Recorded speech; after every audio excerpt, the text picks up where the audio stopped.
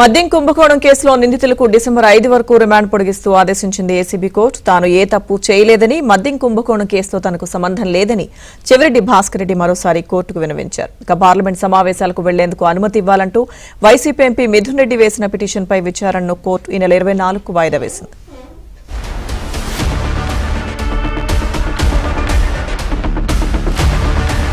ఆంధ్రప్రదేశ్ వ్యాప్తంగా సంచలనం కలిగించిన మద్యం కుంభకోణం కేసులో నిందితులకు నేటితో రిమాండ్ ముగిసింది.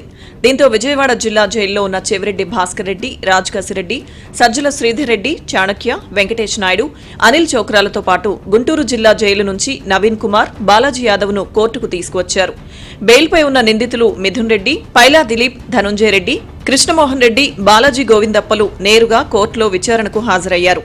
వారందరినీ ఏసీబీ కోర్టులో హాజరుపరిచారు. జైలులో ఇబ్బందులున్నాయా అని న్యాయాధికారి ప్రశ్నించగా లేవని చెప్పారు.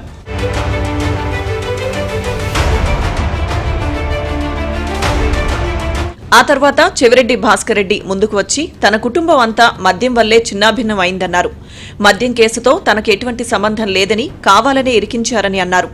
తాతల నాటి నుంచి వచ్చిన ఆస్తులను కూడా స్వాధీనం చేసుకోవాలని చూస్తున్నారని కోర్టుకు చెవిరెడ్డి విన్నవించారు. విచారణ తర్వాత డిసెంబర్ 5వ తేదీ వరకు రిమాండ్ పొడిగిస్తూ కోర్టు ఉత్తర్వులు జారీ చేసింది. ఆ తర్వాత నిందితులను కోర్టు నుంచి జైలుకు తరలిస్తున్న సమయంలో కూడా చెవిరెడ్డి భాస్కర్ రెడ్డి మరోసారి తన నోటికి పని చెప్పారు.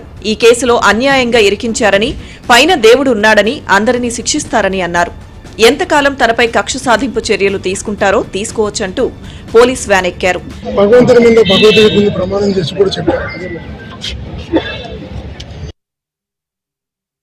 నా జీవితంలో ముట్టలేదు, లెక్కర జోలికి వెళ్ళలేదు, లెక్కర వ్యాపారం చేయలేదు, లెక్కర ఆదాయం నా జీవితంలో ఆశించలేదు, ఆశించను కూడా. చుట్టూ వాళ్ళకు కూడా తెలుసు అన్నది నా భావన. లెక్కర ఆదాయం ఆశించలేదన్నది కూడా తెలుసు. అయితే ఈరోజు ఆస్తులు చెప్తుంటున్నారు. ఎప్పుడో 100 సంవత్సరాలు ముందు కట్టిన ఇల్లు కూడా చెప్తుంటున్నారు. ఒకటే చెప్తున్నారు. ఇక మద్యం కుంభకోణం కేసులో అరెస్ట్ అయిన నిందితులు బాలాజీ కుమార్ యాదవ్, నవీన్ కృష్ణ బెయిల్ పిటిషన్పై ఏసీబీ కోర్టులో విచారణ జరిగింది. కేసును ఈ నెల 25వ తేదీకి వాయిదా వేసింది.